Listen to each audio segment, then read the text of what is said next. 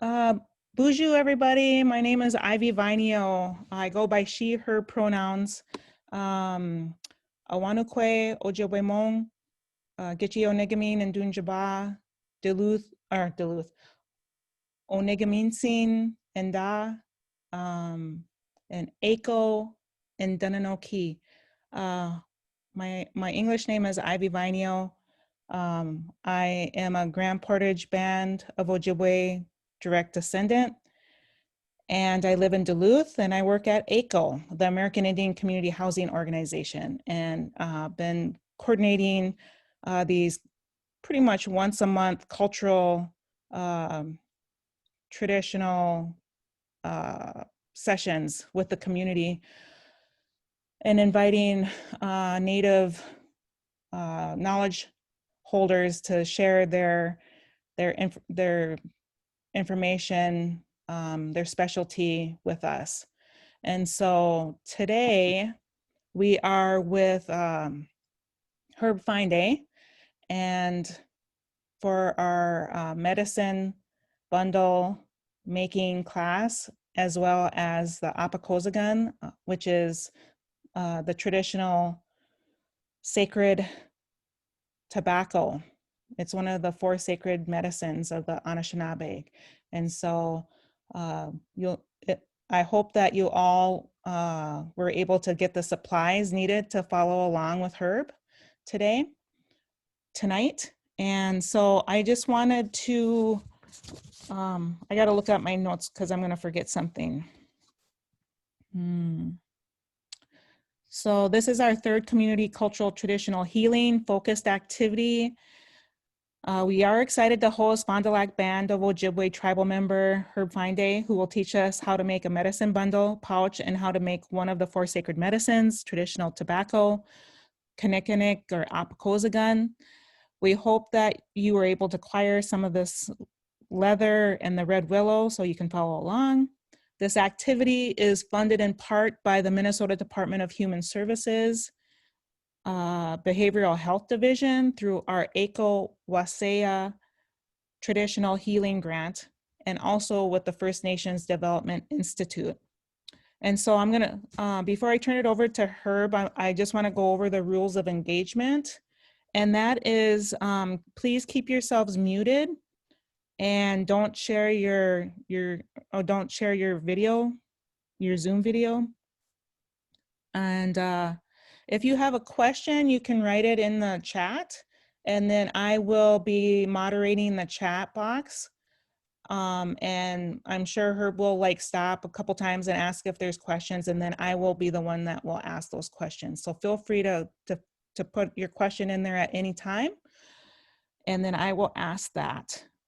Becky Nelson is on right now as well, and she's my wonderful, lovely assistant for these sessions. And if you have any tech questions or you're having trouble with something, just put it in the chat and she will work with you to figure that out.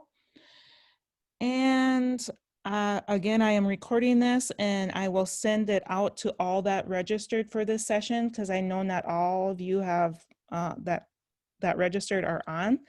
We had about 70 people register and there's 30 people on. So I will email that out, and I will also put it up on YouTube and share that link on our Facebook, our AICHO Facebook page. And so again, miigwech for joining us, and I'm going to turn it over to Herb Fineday. Bonjour, Genoa. Herb Fineday, Jaganashimo. Chimainga Nendigo. Makwan Nendu Dem. Nagachuanang Minawa Gawa Baganakag Indunjaba. Skibakaning Nendanungum. Hi, everybody. My name's Herb Fineday. The spirits know me as Chimaingan. I live in the Brookston district on Fond du Lac Reservation. I also come from the White Earth Reservation. That's where I grew up. Spent a lot of my childhood and my teenage years in White Earth. And that's where Round Lake is located. Is where I've I grew up. Knew a lot of my traditions come from that place. And because of all the things that I've been taught there from my grandparents and my parents, I decided to name my company after that place called Round Lake. So now all my traditions, all my culture comes from there. And I bring it here to Fond du Lac now, where I raise 5 kids with my wife, Patty Jo.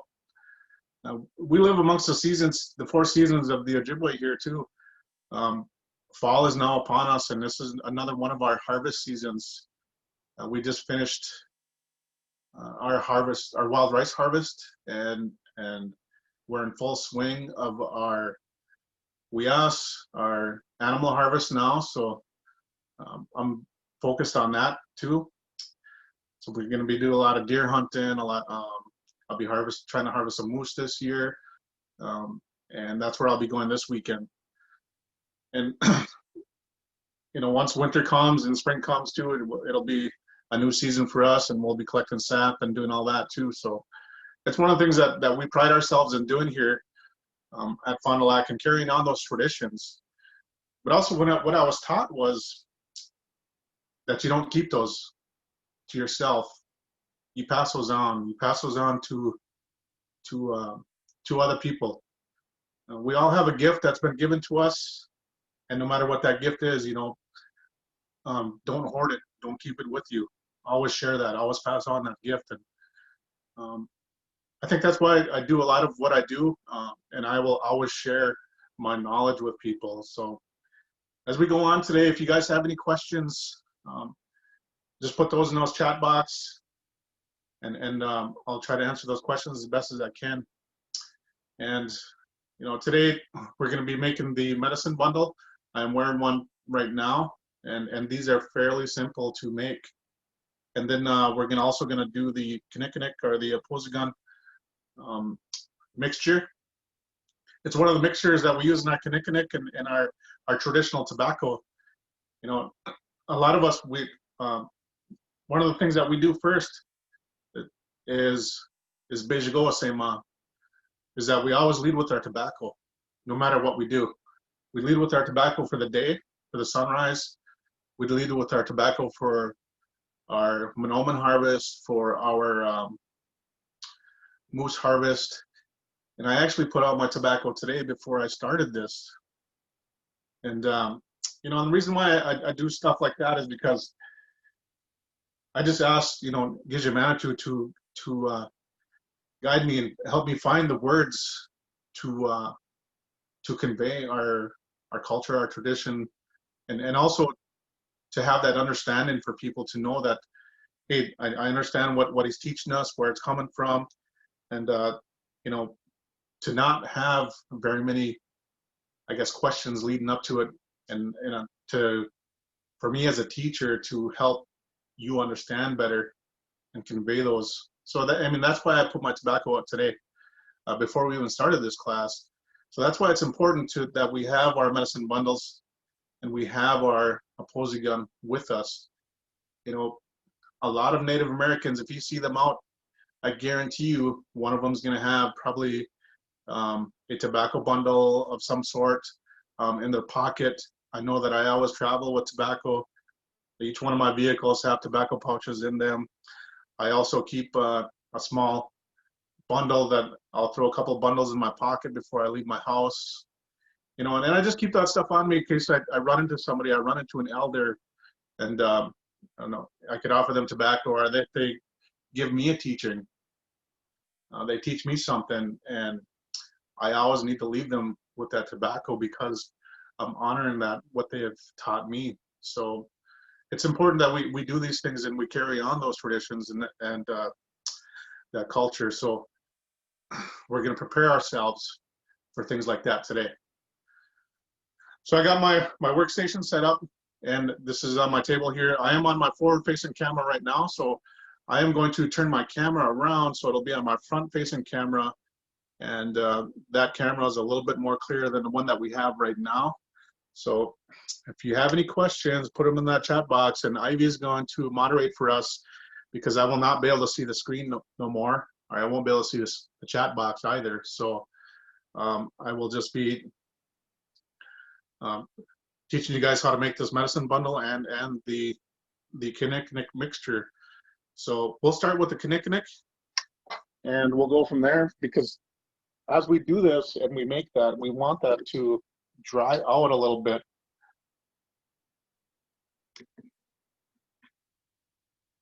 So here's my table, and I have a couple things here.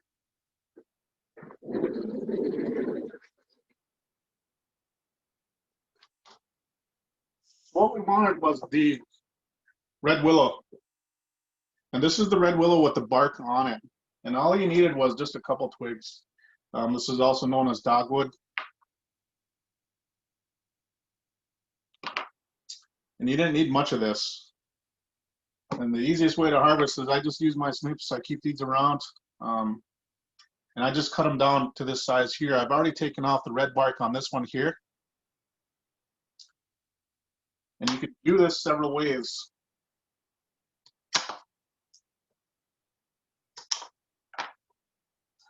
Like anything, when we're gathering our medicines, we also want to offer our tobacco before we harvest those.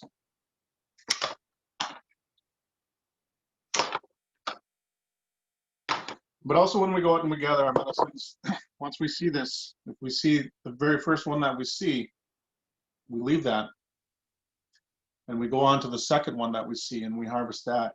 And we're only going to take what we need. We're only going to take what we're going to use. We won't take no more than that. So I just got a few twigs here that I cut down in smaller lengths. And to fill our medicine bundle, we're probably only going to need a couple twigs to do that. I have one shaved down already. And to shave these down, you could seriously use a peeler from your kitchen drawer to peel this off, to peel off the top layer. And there's 2 layers of bark in this. We want to take off this top layer here of the red bark to get it down to this second layer of bark. And this is what we're actually going to harvest for our Apaakozigan, is right here. So all you do is you take your peeler and take off that top layer of bark. Now that's fairly fast. It doesn't take much to do this. If you don't have that around, you can use your knives and take it off too.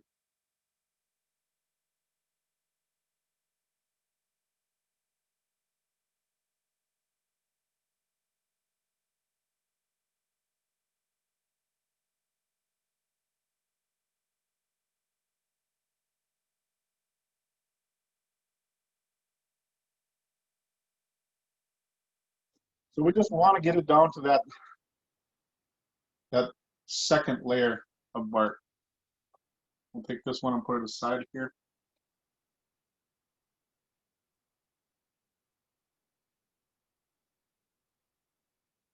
Now our red willow twig should look like this, and we want to start taking this part off. And that's all we're going to do. Just take that off, and it'll come off in strips like that. Or you could take it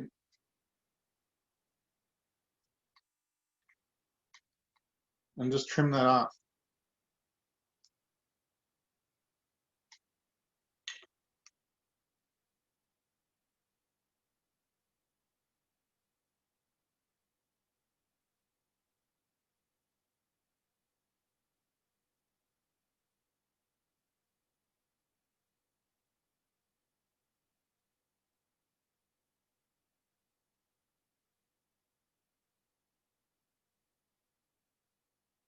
The more you start taking off, you're going to feel it to where you start getting down into the wood part of the twig. And that's where you need to stop. And you don't want to take no more than that.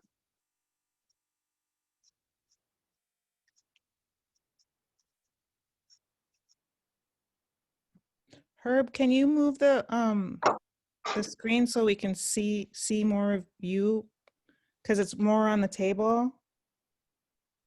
Tell me if you could see me now. Well, I can, yep. We see from under your eyes. There we go. But you can still see the table? Yep, yep. Okay. So this is what we want.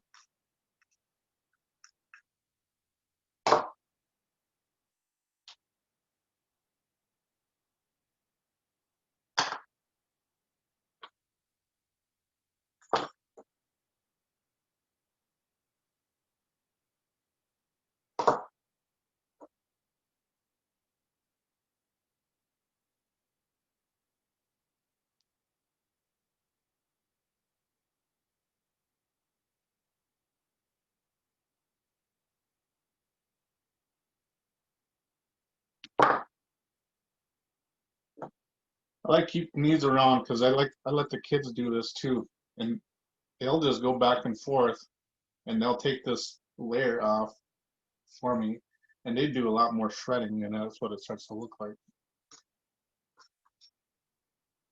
Herb, we have our first question. Yes. Can the red willow be harvested anytime? Well, if you go look for some red willow in the summertime, a lot of it's going to look green. And it won't be so red, but red willow is one of those medicines that we can harvest anytime. The thing is, you're probably not going to find some of it that looks exactly like red willow because this is not a deep red yet. I still have, here's one right here. I don't know how good you could see this, but this one here is a little green yet. Here's the back side, it's red, and this side is green. I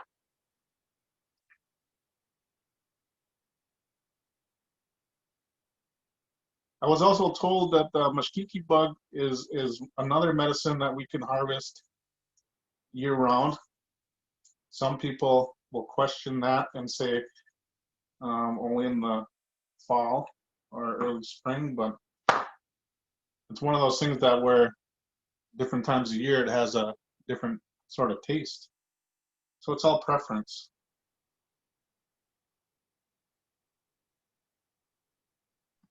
So Herb, is this the tobacco that was originally used before tobacco? Tobacco, yeah. So a lot of our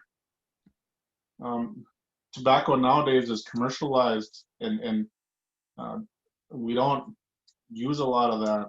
It's actually, you see a lot of our pipe carriers, you know, they frown on that and they make their own mixtures, and this is just one of the mixtures that is in that, is the inner bark of the red willow or the Apaakozigan. When they make their traditional mixture. And then there's a few other things that they put in those also besides the red willow. Now I got longer strands like this here of that inner bark, and I'll just take that and I'll cut it up into smaller pieces. Just kind of like shredding it a little bit.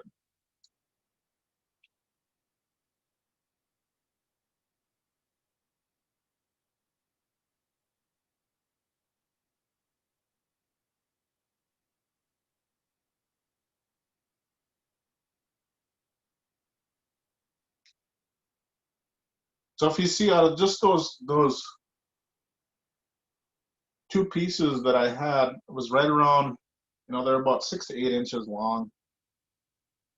They were less than a 1/4 inch thick. And I got a good healthy amount here. And this is gonna fill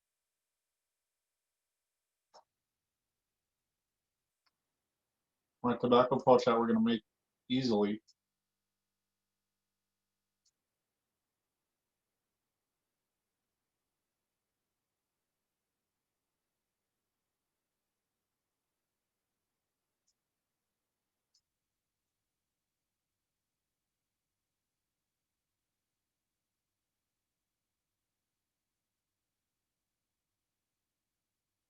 So we just keep going through and shredding up to your preference. I like to keep mine kind of fine, so I'll cut it up a few times.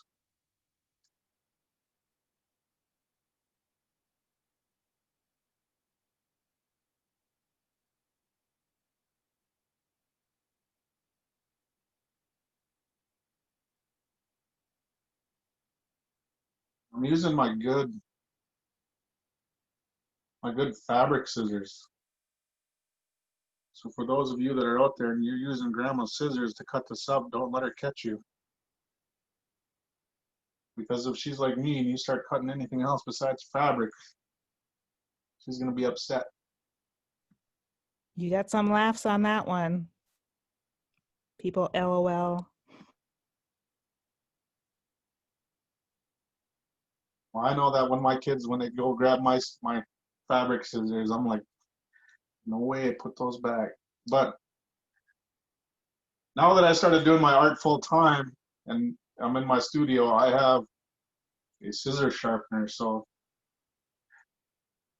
I spend a lot of time sharpening my scissors. If I feel a nick in it, and I could feel a nick in it right away when I'm cutting fabric or anything else, and I'll feel that, and I'll take it and I'll run it through my sharpener a couple times and take that out of there. So after I'm done with that, I'll probably sharpen these tonight. So that's it. So I got a good pile right here. And this is gonna more than fill my bundle that we're gonna make today. That'll go into here easily. And we'll just pack it in here. This one here is already full, so we don't need this one. And what I will do is I'm gonna set this aside. And I'll show you my red willow again. This pile here came out of just these two right here. And it doesn't take much to take off this top bark to the inner bark. And when you're cutting along the top bark, you're not cutting into it. You're just kind of sliding that knife back and forth. That's all you need to do. And you can see that comes up, and that's what you want it to do. You want it to look like that, so you can just peel it right off, right down to that. And when you touch it, it's going to feel moist. So that's the layer that you want, is this one right here. That's where you want to get it down to.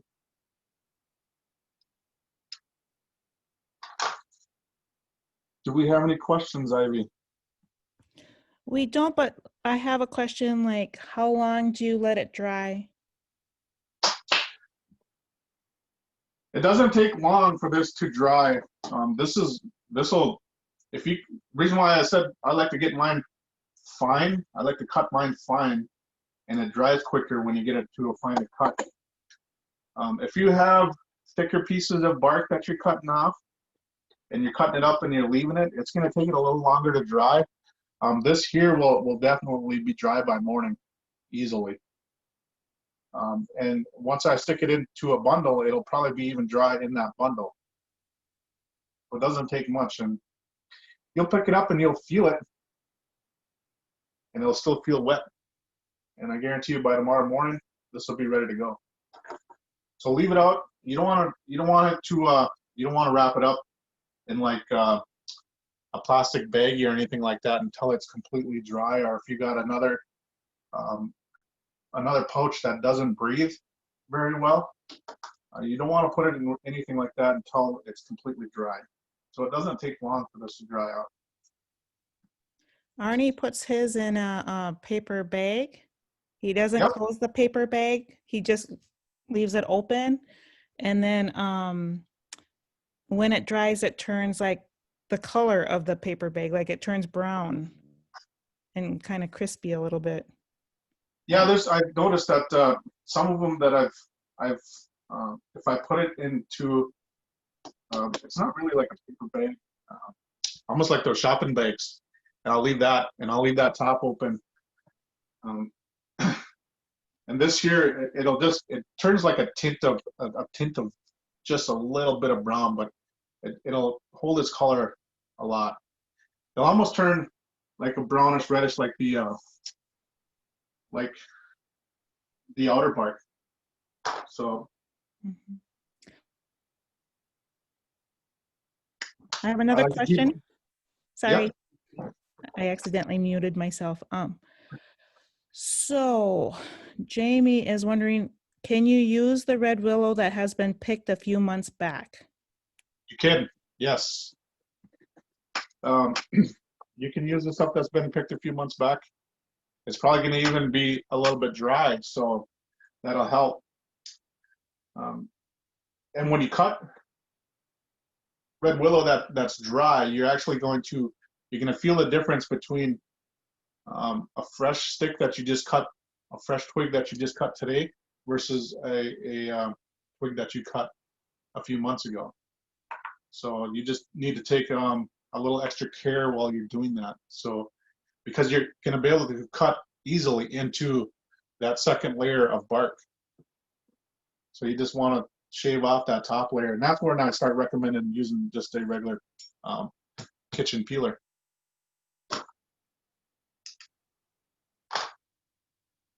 So if we don't have any more questions, we'll move on to the bundle portion. Go ahead. No, you're good. No more questions as of yet. As of yet, okay. So now we are going to do the medicine bundle. And when we advertised this class, is that there was no sewing whatsoever. So you don't need a needle and thread for this. What you're gonna need is something to draw a 3-inch circle. Easiest thing for me is protractor. I think that's what this is called.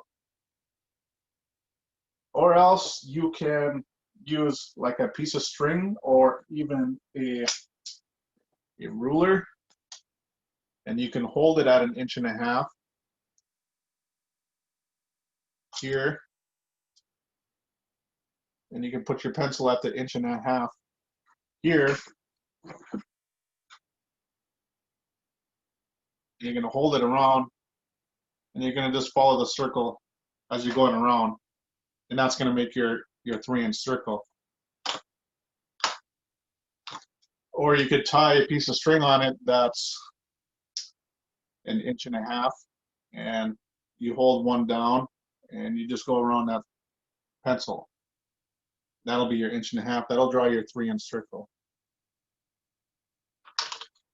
So the easiest way to have a perfect circle is to use one of these.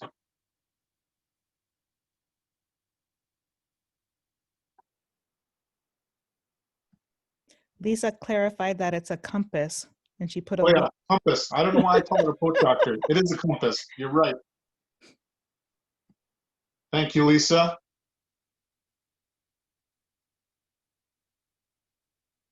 A compass. We have a question on the leather.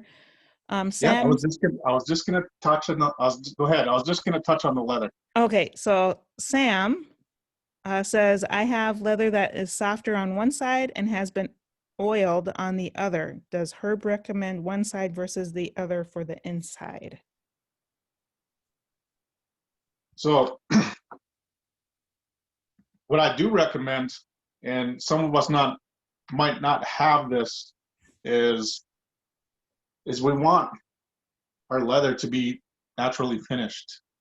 We want to try to avoid industrial tanned leathers as much as we can. I have this scrap piece right here. This is an industrial tanned leather. And I'm going to use this just for demonstration purposes. But the ones that I have done complete is this is a brain tan and smoked deer hide. I can smell it. My whole studio smells like just this piece of leather because that smoke smell fills the whole room. And when we're making traditional items like this, we want to stay as close to what our ancestors has used as much as possible. And if we were able to have a brain tanned and smoked leather hide, that's what we want to use. But if we don't have that option, you could tell by my brain tan that I have right now, you could see one side and then another side, they're different. There's an inside here, you could tell where the hide was scraped. And it has just a little bit of a fuzz on it. Then you have this other side here where there's nothing there. The ones where that's pretty smooth, this is the side that I want showing. And this is the side that I want on the inside. And also I have this one here. Now this piece of leather right at this point right here is a nice piece right here. So I would want this piece shown, or on the outside, this is what I want people to see on my bundle. And this one here will be on the inside. So that's my preference. So what I'm saying is whatever looks better to you is the side that you want other people to see. Okay, we have a question. Yes. Is it a 3-inch radius or diameter? It's a 3-inch diameter. So my radius on my compass, I have it set at 1.5 inches. So when I am just drawing a 3-inch circle. And that diameter of that circle, the circumference is going to be 3 inches. That's 3 inches.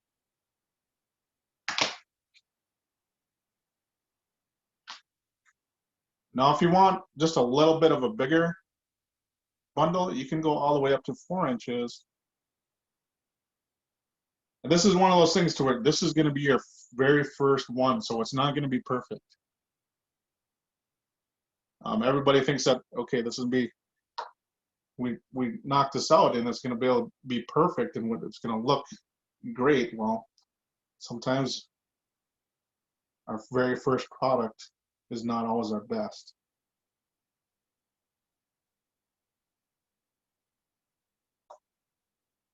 So you're actually learning just the basics of this. So once you start getting better and you knock out a couple more, they're going to look even better. So I have my radius on here, and you can't see it, but I am going to mark it in for you.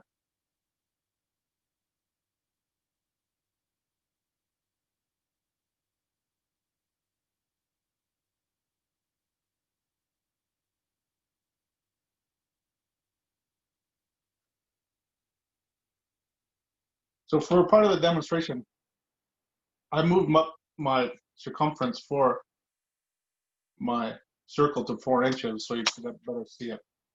So that'll be my medicine bundle, will be 4 inches. So I just want a perfect circle, just like that. We cut that out.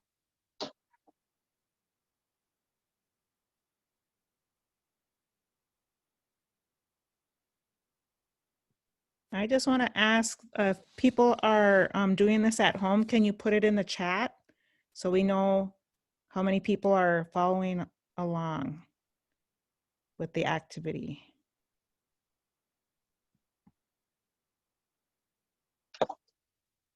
So this is your bundle right now. That's a 4-inch bundle.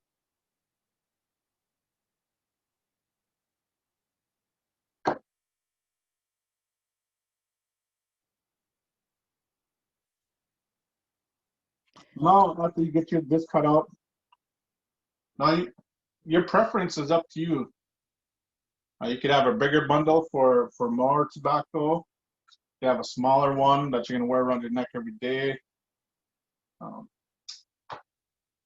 You can increase it. This doesn't have to be 4 inches. It doesn't have to be 3 inches. It doesn't have to be 5 inches. This is your preference.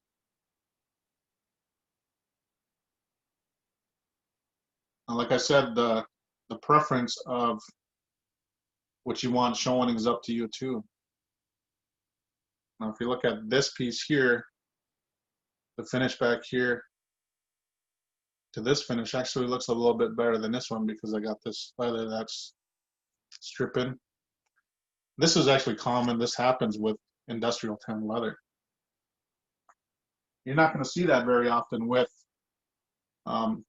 smoked and brain tanned leather. So here's your circle. Your circle is going to look like this. Now what you need to do is you're going to divide this into fours like a clock. And you're going to have, you just put a dot here for 12 o'clock, 3 o'clock over here, 6 o'clock down here, and 9 o'clock over here. So you just have these little dots over here. And then you have another little dots that you're going to put in between those. Those are actually going to be your holes that you're going to be cutting into these. So at 12 o'clock, when you cut that, there's many ways that you can cut this little hole.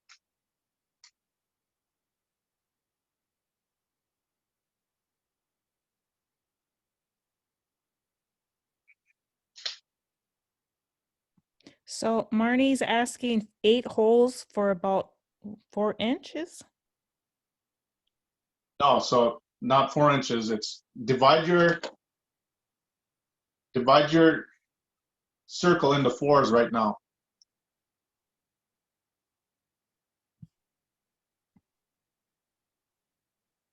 So put a dot up there. So you divide it into fours here and here. 12, 3, 6, and 9. And then you just put another dot directly between these two, which would be right here. And that's how you're going to divide that up. Okay, there's a couple questions. So Marnie again says, are you working with a 3-inch or 4-inch right now? I am working with the 4-inch right now. It doesn't matter if it's a 3-inch, 4-inch, 5-inch circle. You want to divide it into fours just like that. Okay. So you're going to want to put a dot at the 12, 3, 6, and 9, just like a clock. You want this to look like a clock. Okay, and the second question is, would a bigger pouch need more holes than a smaller pouch? Yeah, so it's going to. And it's all,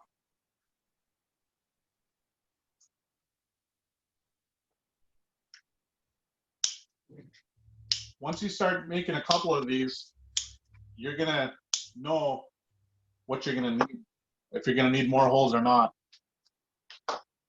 Okay, and a question from Sam again, how far should the dot be from the edge of the leather? So this dot here, this is where your leather is going to be shown. Now, if you can see on my other pouch that I have here, it is not very far at all from the top. The thing is with this brain tan leather is it's very strong and very durable. And if you have something else, a little bit thinner leather, it might tear a little bit. But my holes are very close to the top. If you can see those here.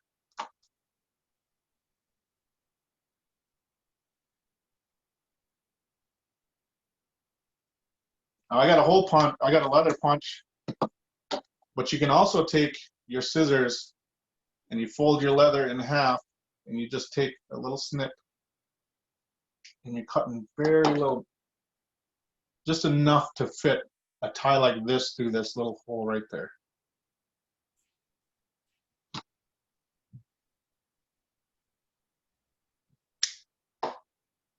So I got a hole punch there,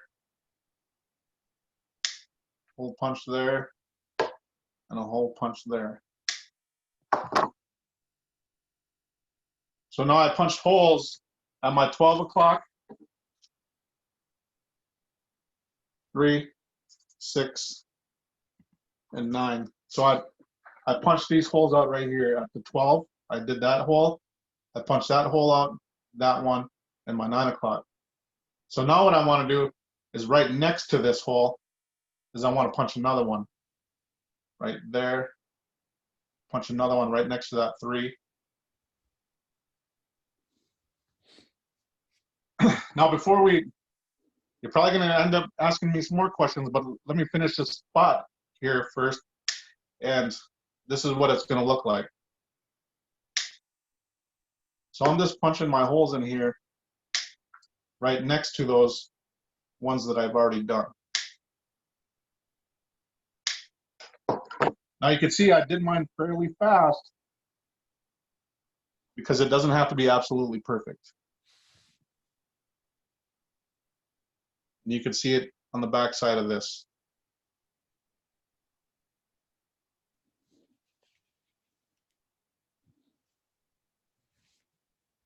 So I got these holes, I got 2 holes punched at 12 o'clock now, 2 holes punched at 3 o'clock, 2 holes punched at 6 o'clock, and 2 holes punched at 9 o'clock.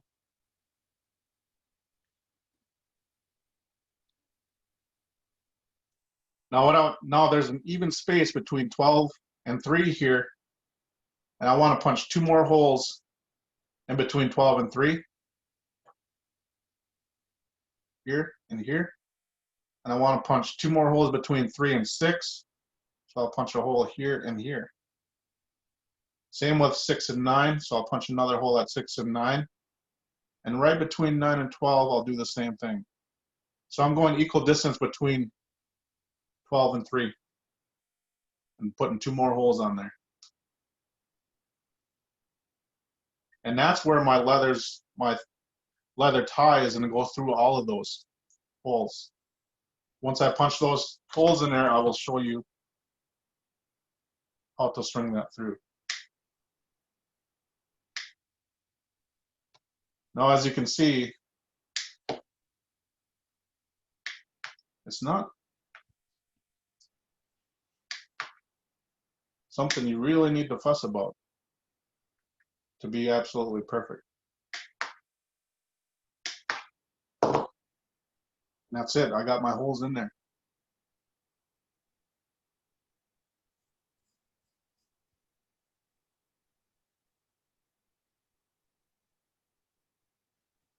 Everybody see where I punched those holes at?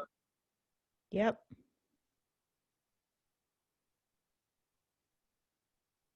I got those holes now, and now what I need to do is I need to cut my leather string out, my leather tie.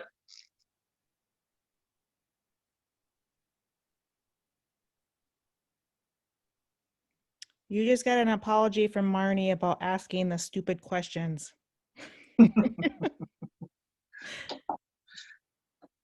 There's never a stupid question. There is never a stupid question. I want everybody to be able to follow along and keep up. So it's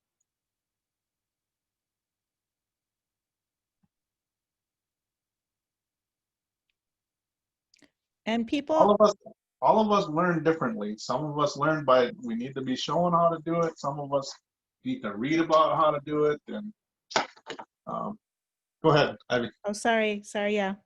I just wanted to chime in real quick. So if you're not like got your hands on a scissors or the hide or whatever, if you could just put in the chat where you're from, like if you're tribal affiliated, if you want to put that in there, or where you live, just so to give us a sense where everybody's coming from, that'd be great. And whenever, before the session is done.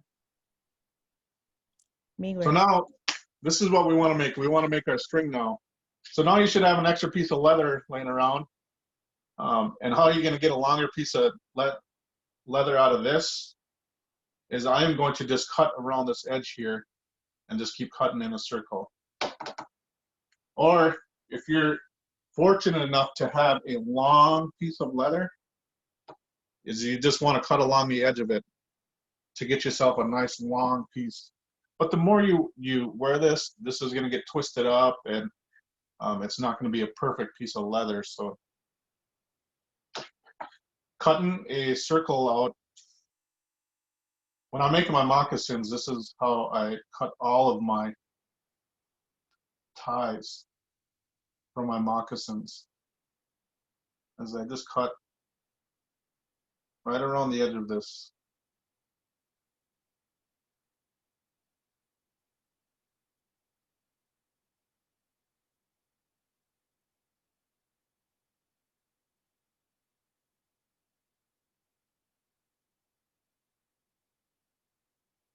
Now the width that I want this tie to be is not going to be consistent all the way around, but we want it to be strong enough to where it's not going to break, and it'll just stretch, but it won't break. That's how thick we want to cut it.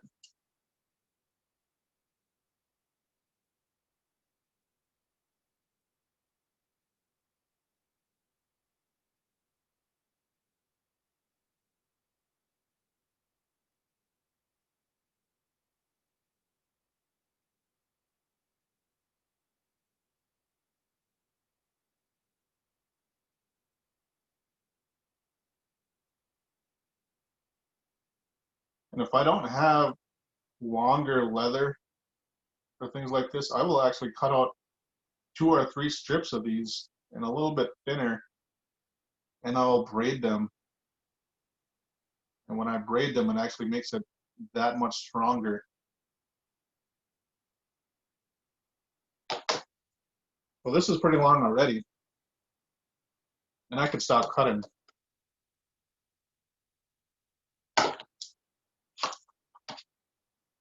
Now what you want to do is, you got your other piece of leather, is I like to cut this down into a point, just like that. You see that point? Reason why we want that point is this blunt end here, it's going to be hard for us to go through this little hole. So I get this little one, and I'm going to be able to go through this hole much easier with that point. So you're almost making this into a needle. So find out which one is outside or inside. And I like to start from your very first one is going to be the inside, if that makes sense to you.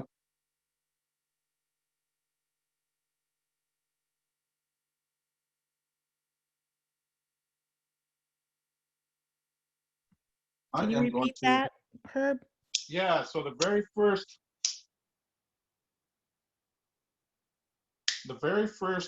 hole you go through is going to be on the inside of the pouch. You got to figure out what's going to be the inside and what is going to be the outside.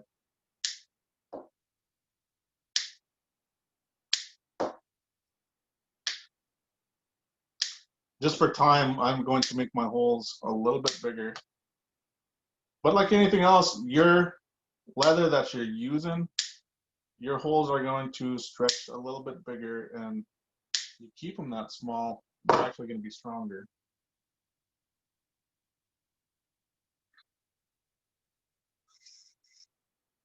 So I want this side, this is going to be the outside for me. And I'll show you by this little flaked off piece here that I want that on the outside. I'm only saying that for demonstration reasons, and this piece here is I want on the inside. So for the inside, Herb. Yep, go ahead. Okay, is there a certain way to cut the leather strips? I know one way is more stretchy than the other. Is the circle formation best? No, it doesn't matter if it's best or not, or circle formation or not. The circle formation, I only do that because a lot of us, we don't have the luxury of having a longer piece of leather. So because we don't have that longer piece of leather, we cut the circle pieces.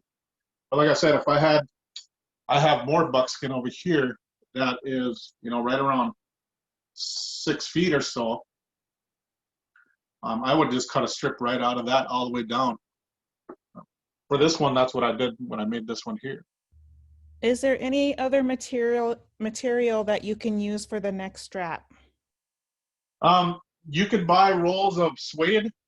You could use that too. I'm sorry, I'm setting up. I'm walking over my leather drawer.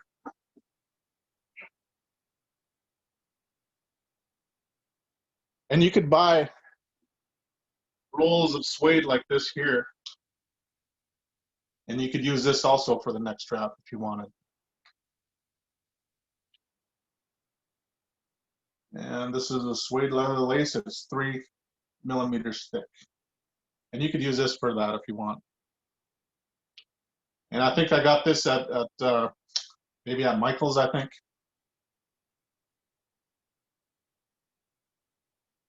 So you could use that too if you want. You could use stuff like this.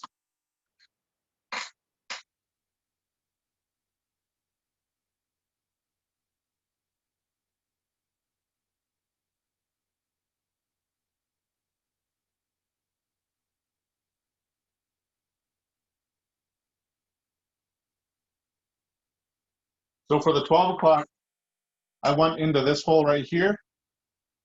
And then I'm going to come back on the outside and I'm going to come through the hole right next to it.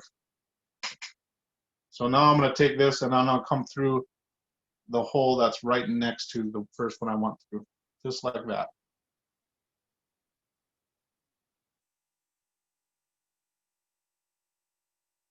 Then I'm going to move over.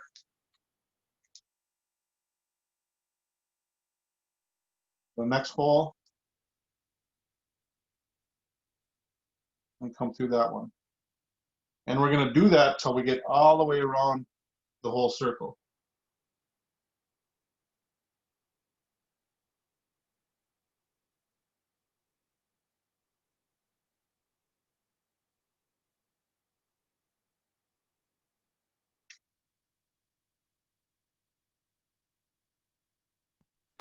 Auntie Wendy wants to know where your lovely assistant Alora is. What time is it? 8 o'clock? 5 to 8? She's probably inside getting ready for bed.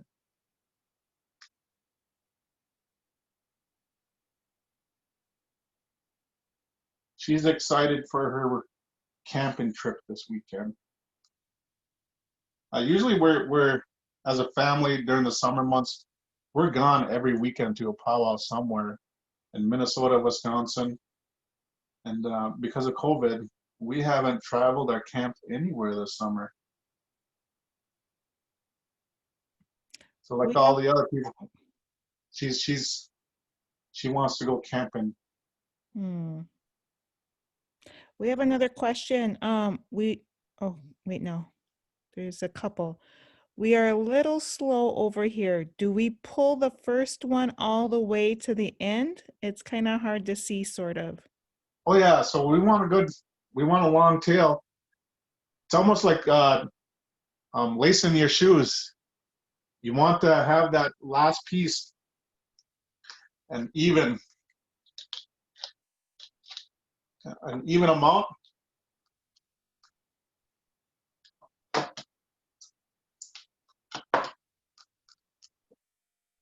So what I did is I strung it through here. When I strung it through, I kind of did just a quick measurement to see if that was. Now if I got a 4-inch circle, I want to leave the one that I'm going to be lacing all the way through about 4 inches longer. That's a good question. I forgot to explain that.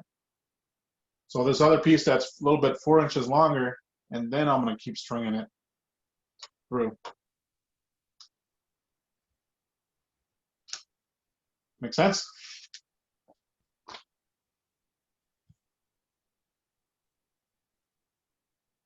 Trish, does that make sense? She said, "Gay get."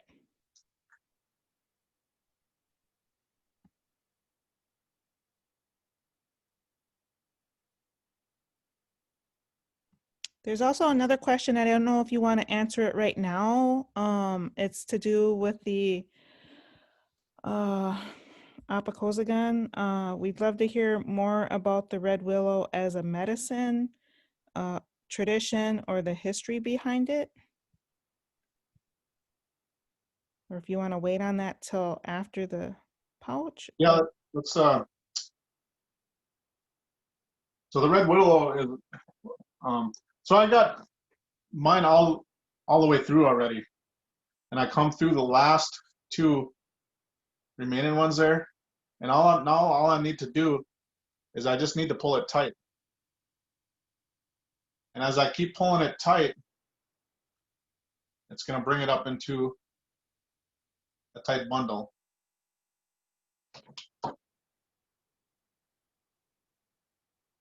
I have my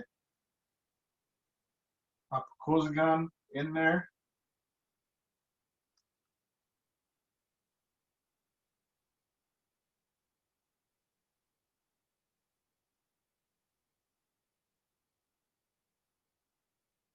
Normally I would just leave this dry till the morning, but for purposes of the craft tonight, I'm showing you that we're just going to put it in here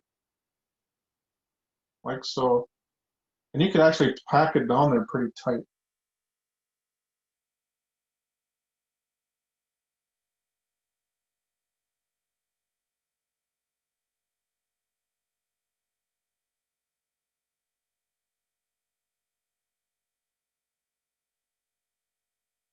I got all mine in there. And I'm going to just keep pulling my tie tight. And here's my bundle right here.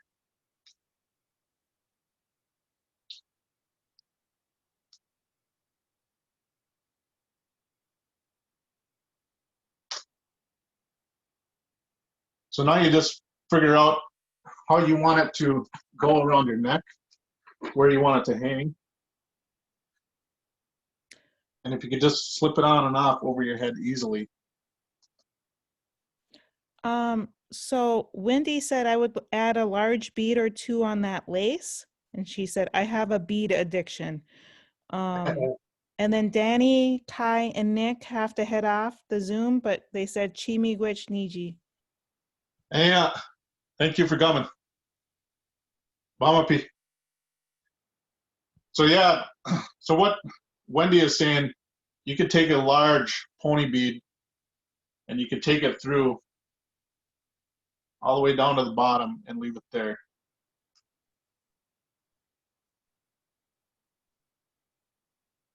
And that would actually cinch it, but this is going to stay tight the whole time. Now it's all preference. For me, I don't like to have the bead on there. I just like to have mine natural. And then you have these extra little pieces up here. And now when I lace mine through it, it wasn't perfect. So you can just snip these off. And this is it. This is your no-sew medicine bundle necklace right here. And this is what it should look like. You can clean it up a little bit with your scissors. If you got any leather that's has a little bit of edge on it, you can take that edge off there. So if someone wanted to add beadwork to the pouch itself, they would do that before they... Yeah, you would do that before. There is not a lot of area on this to bead. As you can see when you bunch this up, you just got a little small surface here, and if anything, you're gonna just have the little dot with the 7 beads around that, depending on what size beads you're gonna use. There is another practices though before you start experimenting with other medicine bundles. There's also another way that I've been taught is that you could actually make this through, and you make it at an oval, and it'll have a flap. And with that flap, you'll cut a little hole in the top, and you actually sew a little bead right here, and that's almost like your button. and that flap will be closed by that bead. But this is one of those things to where you need to practice making these and get this down perfect before you start experimenting with anything else. Like anything, when you cinch this up, your first one's not going to be perfect. This is a 4-inch circumference. I think this one here was right around 5, and it's all, it's up to you. If you made one that's 3 inches, it's going to be a little bit smaller. So if you want a bigger bundle, the bigger the circle. Okay, Wendy says, great session. Tim and Marky say, ooh, teach us that next year. Do that.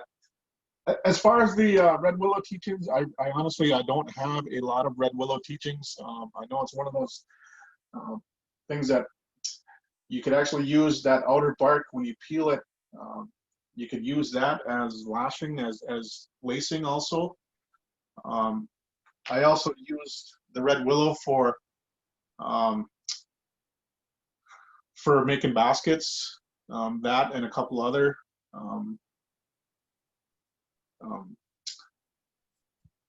I guess branches or twigs that we have out there for our win-win baskets, also for like edging on macaques, moose calls, things like that. You could use Red Willow. I know that Ivy, you do a lot of stuff with the Apaakozigan, the dream catchers, and you use the Red Willow for that. So, and that's pretty much all I have for the teachings on the Red Willow. And I know there's a lot more out there. So if you want to learn more about Red Willow and you see an elder out there that's working with this, like anything that we've learned tonight, it's Bezhigo Asemaa. It's tobacco first. You offer them that tobacco, and then you can ask for those teachings. Herb, I also just wanted to add that Arnie was taught that once he collects, he offers the tobacco, and then he harvests the dogwood. Then he comes home, he makes the Apaakozigan, and then he brings the leftover branches that he got the tobacco from. He brings it to the place that he harvests it. So he brings it, yeah, so that's what he was taught. I know things are different everywhere, but. Yeah, and it's one of those things to where we're not going to discount anybody's teachings. We're all taught something different wherever we come from. And what we always want to do is we want to honor our ancestors, honor the people that taught us. And how do we do that? And is that we maintain those teachings. And if we're taught to bring these pieces back to where they came from, that's what we do. Oh, is there any other? We have anything else? Any other questions? That's pretty much it. This is our bundle with the Apaakozigan. And before you learn anything from any other elders, it's always tobacco first.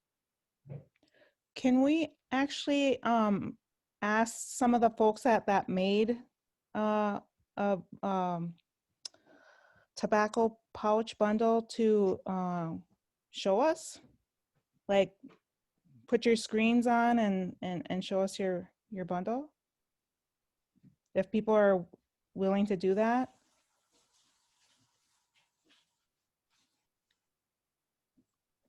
Oh. Nice.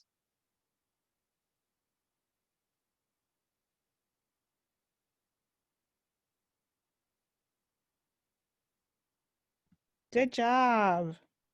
Those are beautiful.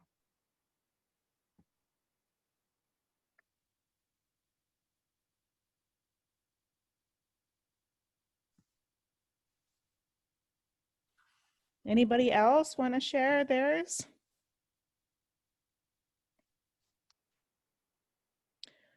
Herb, I have a kind of a tricky question. Maybe the last question I'll ask is that we have some non-native people on this call or in this session, and so is it appropriate for non-native folks to make a medicine bundle like this and harvest the red willow Har- for, Harvest the red willow for yes. Apaakozigan. There's things that I've been taught with that, and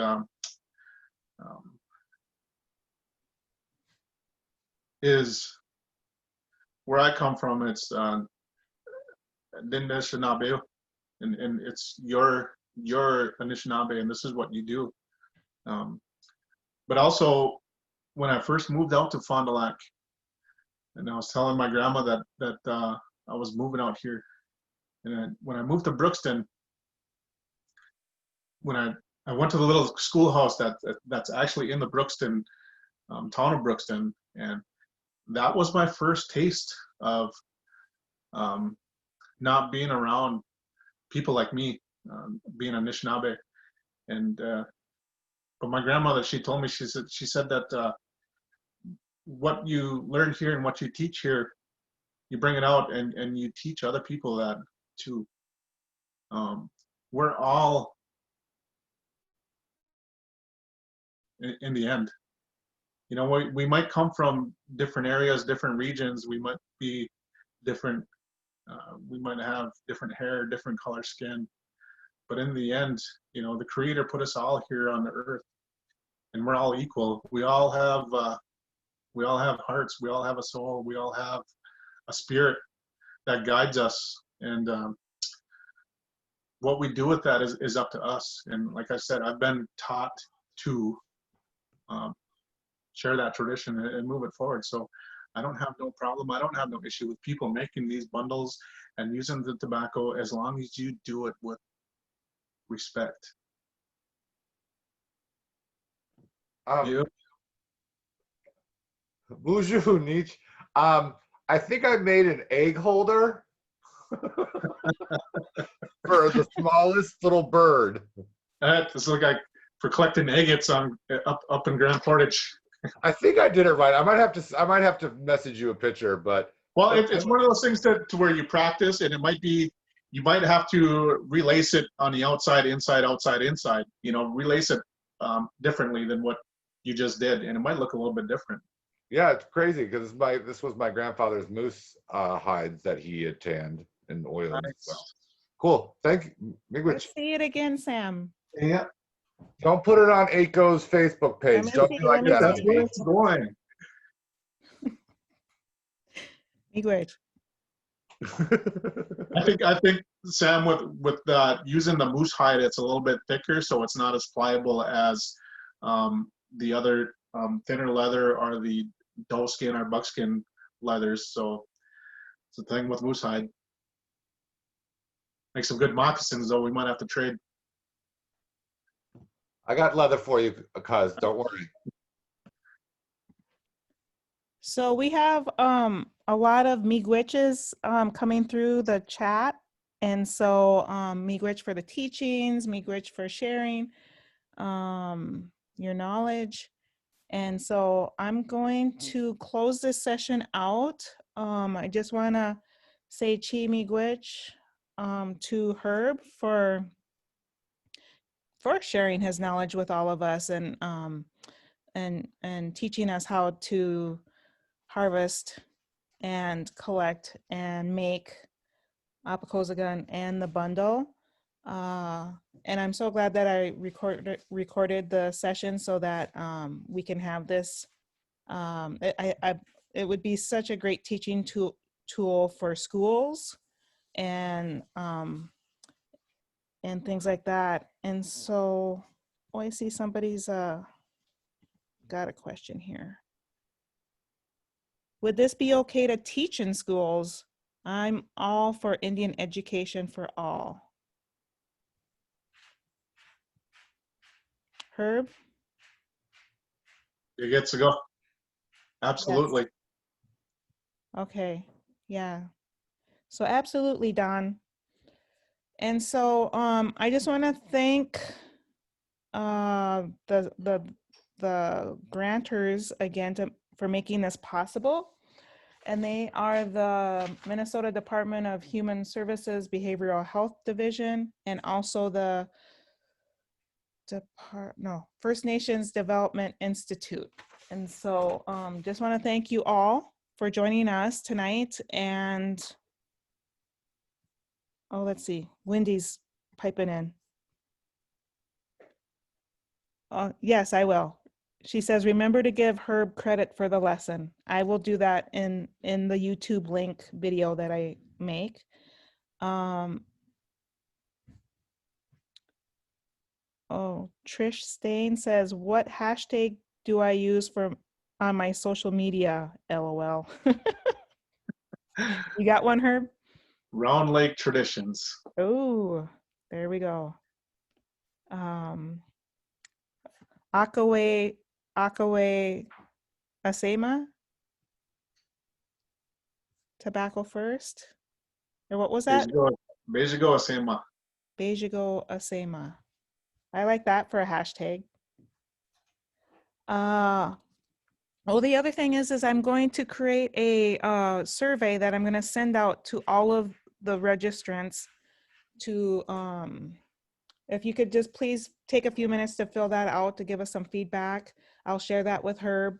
And yeah, I'll be posting the YouTube up on our AICHO YouTube page channel, and also onto the AICHO page. And so feel free to share that with others, teachers, friends, family. And where can people find you if they want to ask you more questions or follow you on Facebook, or what do they do? Yeah, you can follow me on Facebook at Herb Fineday, and also you can follow me on Instagram, and it's Herb Fineday. It might be Herb Fineday Jr. I'm not sure. It's either Herb Fineday or Herb Fineday Jr. And then also you can also like my page on Facebook called Round Lake Traditions. Can you just share quickly what Round Lake Traditions is? Yeah, Round Lake Traditions is my company that I started last year after retiring from the Fond du Lac Police Department as the Chief of Police. And Round Lake Traditions is named after where I grew up on the White Earth Reservation. It was a little homestead on Round Lake where we lived a seasonal lifestyle of the Ojibwe, and all my teachings and all my traditions come from that place. And I honor that by calling my company Round Lake Traditions. And so you make the vest that you're wearing, applique, and the skirts and. Oh, yes, I do. I was thinking of what to say, but growing up there and being Anishinaabe, Ojibwe, is that we all have something in our DNA that comes from our ancestors, and our ancestors worked with everything. I mean everything that Aki, Mother Earth, offered us, and when we start to work with this stuff, you could feel it. You'll feel that bit of reservation inside you, and it comes alive. And when you do stuff like this, you can feel it, and it comes out no matter what. If I'm working with cedar, if I'm working with birch bark, if I'm working with leather, I feel it, and I know that at some point I was taught this, or at some point I watched one of my family members work with this, and it comes to me, and it's. I want to say that some of my stuff is self-taught, and some of it I don't want to say it's self-taught, because at some point in my lifetime I saw somebody in my family working with that, and it stuck with me, and I'm able to pick it up a lot easier now, especially at my age now, to where it's I have a better understanding of where it comes from. So being Anishinaabe, we it's all inside of us somehow. We just got to get it out. Miigwech. So I think we're good now. You don't have anything else to say? No. All right. So, all right. Miigwech, Herb. Miigwech, everybody. See you later. See ya. Bama Pete. Have a good night.